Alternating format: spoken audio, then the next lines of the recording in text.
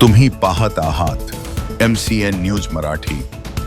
बुलढाणा जिल्ह्यात गेल्या अनेक वर्षांपासून शिक्षण विभागाची धुरा ही प्रभारींच्या खांद्यावर असल्याचं पाहायला मिळतं आहे।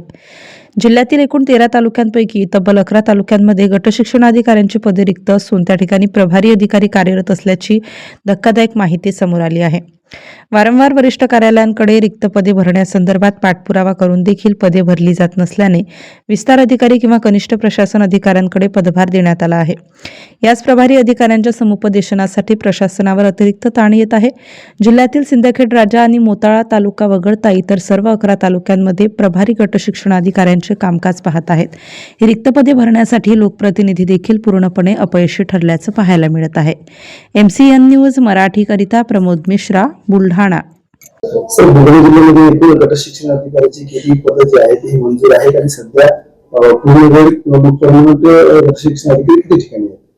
सर, बुलढाणा जिल्ह्यामध्ये 13 गट आहेत, म्हणजे 13 तालुके आहेत आणि 13 तालुक्यांपैकी 2 ठिकाणी गट शिक्षणाधिकारी नियमित कार्यरत आहेत।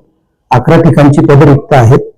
आपण या 11 ठिकाणी त्या तालुक्यातले शिक्षण विस्तार अधिकाऱ्यांना तात्पुरत्या स्वरूपात प्रभार दिलेला आहे किंवा ज्या ठिकाणी शिक्षण विस्तार अधिकारीचं पद कार्यरत नाही त्या ठिकाणी पंचायत समितीचे सहाय्यक गट विकास अधिकारी किंवा कनिष्ठ प्रशासन अधिकाऱ्याकडे आपण पदभार दिलेला आहे।